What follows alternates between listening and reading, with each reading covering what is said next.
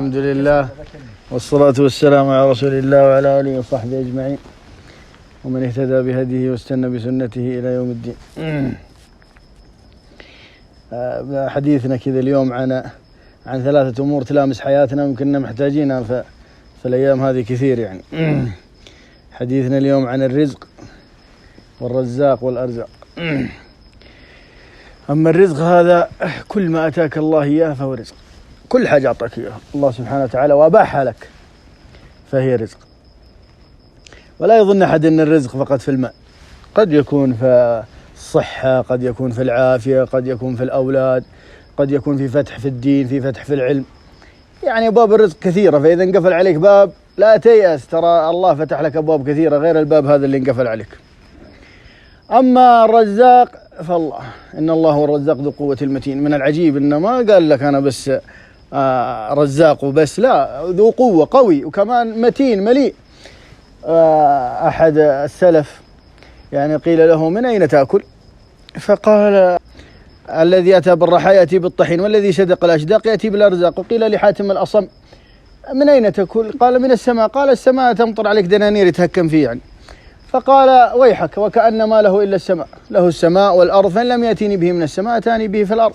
وأنشد قائلا وكيف أخاف الفقر والله رازقي وقد رزق هذا الخلق في العسر واليسر، تكفل بالأرزاق للخلق كلهم وللظب في البيداء والحوت في البحر. وقيل لأحدهم أن أصبح المعيشة صارت غالية، فقال الذي يرزقنا في الرخص يرزقنا في الغلاء. وقيل لأحدهم قال إيش أن الرغيف أصبح بدرهم، قال والله ما همني لو أصبح بدينار، أنا أعبده كما أمرني وهو يرزقني كما وعدني. فهذه الأمور كلها لازم نعرف أنها بيد مين؟ الله سبحانه وتعالى. والله يشفي ذو القوة ومتين قوي. أنت لما تعرف أن الله يرزقك قوي تكون عندك ثقة فيه. وأيضا مو بس كذا، لا، متين مليء، عنده خزائن السماوات والأرض لا يعلم إلا هو. الأمر الثاني الأرزاق. الأرزاق هذه يا إخوان الله تكفل بها للخلق كلهم، لجميع الخلق الله تكفل بالرزق هذا، للبر والفاجر، للمسلم والكافر، الله تكفل بالرزق هذا لهم جميعا، للحيوانات، لجميع الخلق الذي خلقها الله تكفل الله برزقها. وما من دابة في الأرض إلا على الله رزقها. الأشعريون عندما ذهبوا إلى النبي صلى الله عليه وسلم، أبو موسى الأشعري ومن معه كانوا يريدون أن يدخلون في الإسلام، فأصابتهم فاقة من السفر، ما عندهم شيء وسكنوا قريب من المدينة. فقالوا بعثنا أحدا إلى الرسول صلى الله عليه وسلم، فذهب إلى الرسول صلى الله عليه وسلم وسمع الرسول صلى الله عليه وسلم يتلو وما من دابة في الأرض إلا على الله رزقها، صح زي كذا، إلا على الله رزقها. فلما سمع الآية هذه من الرسول صلى الله عليه وسلم قال ما الأشعريون بأهون الدواب على الله، ورجع من عند الرسول صلى الله عليه وسلم ما قال ولا كلمة. رجع دخل على قومه قال هذا لعلك أفلحت، يعني قال ابشروا بالخير. فظنوا إيش أنه كلم الرسول صلى الله عليه وسلم، هو ما كلم الرسول، بس فقط آية حركت ما في قلبه. يقول راوي الرواية هذه أن اثنين دخلوا عليهم بلحم وخبز وأعطوهم إياه فأكلوا، فقال أحدهم الله أخذنا من حاجتنا، وزمان كان الأكل ما ينرمي إلى الزائد هذا، فقال لعلنا نذهب به إلى الرسول صلى الله عليه وسلم ليأخذ من حاجته، احنا أخذنا حاجتنا. فذهب رجلان فقالوا يا رسول الله ما أطيب من الأكل اللي أرسلته لنا؟ قال والله ما أرسلت لكم شيء. قال ما خبركم؟ فأتوا بصاحبهم فأخبره بالخبر. قال ذلك رزق رزقكم الله إياه. لازم يكون عندك، يعني في أعرابي سمع يقول فورب السماء والأرض وفي السماء رزقكم وما توعدون، فقل أغضبوه حتى أقسم أن رزقه ليس بيد أحد إنما بيد الله سبحانه وتعالى. فرزقك هذا بيد الله ما هو بيد أحد، فلازم تتوكل على الله في الكلام هذا. لا، وزيدك كمان أن رزقك هذا كتبه الله لك قبل أن تخرج عليها. يقول عبد الله بن مسعود رضي الله عنه أن الواحد يجمع في بطن أمه 40 يوم نطفة، ثم مثلها علقة، ثم مثلها مضغة، فيأتي ملك فيؤمر ب4: أجله ورزقه وعمله وشقي أو سعيد، قبل ما تخرج على الدنيا ثم تنفخ فيه الروح، قبل ما تنفخ فيك، وهذا رزقك كله أنت. لا وكمان إيش رزقك هذا والله بتاخذه، لن يحول بينك وبين رزقك أحد. مرة كنت في الحرم، ولما جيت أوقف المواقف حقت الحرم شفت عامل نظافة. عامل النظافة هذا كان صغير بعمر أولادي، يعني في نفس أعمارهم. قلت سبحان الله، أولادي في الجامعة وهذا يدرون، هذا الضعيف يكنس في الشوارع، فحنيت عليه.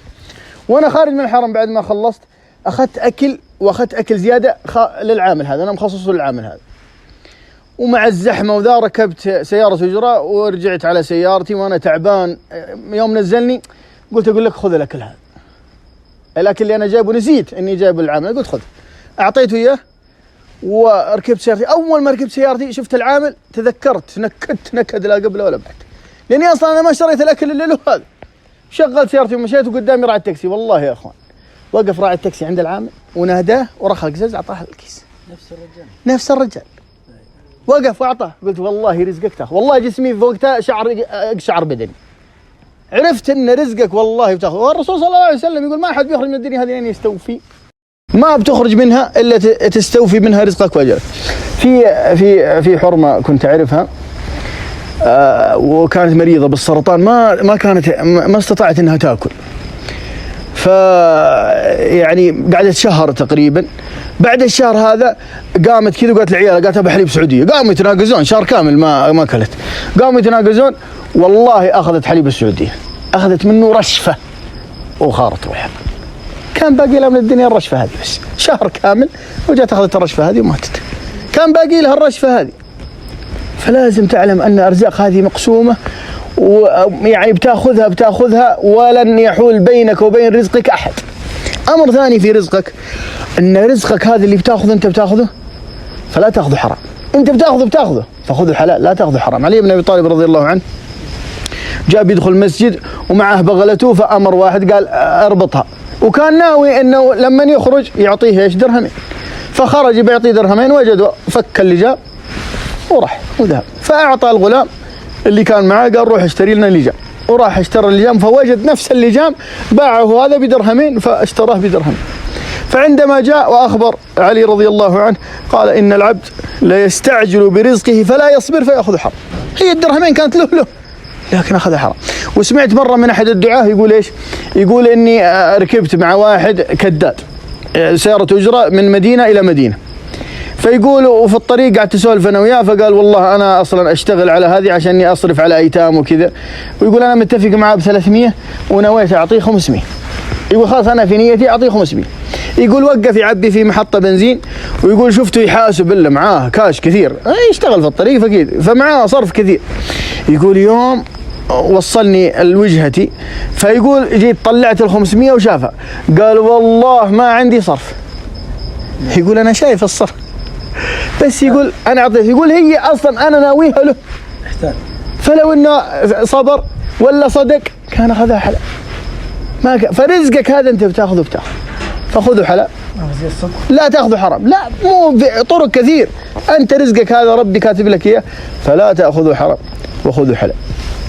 امر اخير، في اسباب يا اخوان. طبعا اسباب في الدنيا هي نوعين، يا اسباب كونيه يا اسباب شرعيه. في اسباب للرزق ترى حنا نغفل عنها، والله اسباب الرزق نغفل عنها، منها اسباب شرعيه ومنها اسباب كونيه. طبعا الاسباب الكونيه هي الاسباب اللي يرزق بها الله البر والفاجر، يرزق بها اي احد، هي اسباب كونيه، الله جعلها اسباب كونيه. والله سبحانه وتعالى الدنيا هذه هينه عليه، ولو ما انها هينه عليه ما كان سقى فيها الكافر شربة ماء، اهون على الله من جناح بعوض. فهذه يسمونها اسباب كونيه. في اسباب شرعيه الواحد يتلمسها فالله يرزق بها.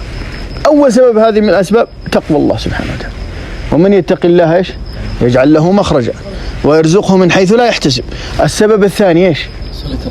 صلة الارحام. من اراد ايش؟ ان ينسأ له في اثره ويبسط له في رزقه فليصل رحمه. الثالث الاستغفار، وقلت استغفروا ربكم إنه كان يرسل السماء عليكم مدرارا. والرسول صلى الله عليه وسلم قال من لزم الاستغفار جعل له من كل ضيق مخرج ومن كل هم فرج ورزقه الله من حيث لا يحتسب. المتابعة بين الحج والعمرة، الرسول صلى الله عليه وسلم يقول تابعوا بين الحج والعمرة فإنهما ينفيان الفقر والذنوب. أيضا من الأسباب الاستقامة، وأن لو استقاموا على الطريقة لأسقيناهم ماء غدقا. أيضا من هذه أنك إيش؟ أنت توكل أمرك إلى الله سبحانه وتعالى، لأن من جاءته فاقة فأنزلها الناس لم يكن الله يعطيه فاقة. قال الرسول صلى الله عليه وسلم ومن أنزلها إلى الله فيوشك الله أن يجعل له رزقا، أو كما قال صلى الله عليه وسلم. والتوكل على الله أحد أسباب الرزق. الرسول صلى الله عليه وسلم يقول إيش؟ لو أنكم تتوكلون على الله حق توكله لرزقكم كما يرزق الطير في السماء، تروح خماصة وتعود بطان. أمور هذه لازم حنا نتلمسها. الصدقة، الإنفاق، ينزل كل يوم ملكين اللهم أعطي منفقا خلفا وأعطي ممسكا تلفا. والله يخلف أي مبلغ أنت تنفقه فإن الله إيش؟ فإن الله يخلف. وأنا في نظري ترى أعظم أمر في يعني أعظم أمر سريع وملموس الاستغفار يا أخوان. والله أعظم أمر الاستغفار هذا ترى شيء عجيب، بس يحتاج منا بس إيش؟ إن إيقان بالقلب. شوف أنا بحكي لكم موقف صار معي. يعني جيت مرة سافرت كذا سفرة وكانوا عيالي معايا، وصارت لي مشكلة توقفت فيها فلوسي، والله انزنقت ولا عندي استعداد أطلب أحد، فبين خيارين يا أرجع يا أستنى إلى اليوم الثاني. وطبقت قاعدة استغفار. واحد من أسرتي يعني تهكم علي قال لي حنا فاضي استغفار والله العظيم زي ما قلت، قال حنا نبغى يعني جايين نتمشى ونتونس نبغى فلوس الحين ما وقت استغفار. قلت والله استغفر، يعني هذا خلاص الحيلة انقطعت، ما في اللي هذا نستغفر. والله ولزمت الاستغفار بشكل جنون، يعني حتى أنا يعني تعبت والله من كثر ما استغفر. والله فقدت الامل خلاص، يعني انا يعني خاف الاخير خلاص، قلت والله ما عاد فيه فلوس بس ما عاد فيه. والله يا اخوان يوم خلاص يعني خلاص جيت ابع هذا وتجيني رساله على الجوال، وانا والله ما عندي اي مكان انتظر منه دخل، وتجيني رساله طالع اللي هي فلوس. انا والله انا اصلا ذهلت، يعني كيف جاتني الفلوس هذه؟ اصلا ما عندي يعني مكان بتجيني منه. المهم والله وجات الفلوس هذه، انا مع الفرحه رحت دقيت على المصدر هذا، قلت انت كيف؟ قال فاكر يوم اعطيتني فلوس فيها؟ قلت والله لو تعلم انها جاتني في وقت. ففعلا شوف جاتني في وقت انا والله ما ادري اصلا كيف جاتني.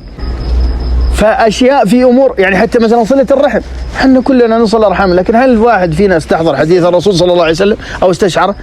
ما حد استحضر. لكن استحضر انت يا اخي، ترى اسهل شيء تروح لامك وابوك في البيت، بس استحضر حديث الرسول صلى الله عليه وسلم وشوف كيف الله يفتح عليك لما تنفق، لما تروح تتصدق كل يوم. ترى ما لازم تصدق ترى الرسول صلى الله عليه وسلم يقول سبق الدرهم 1000 درهم.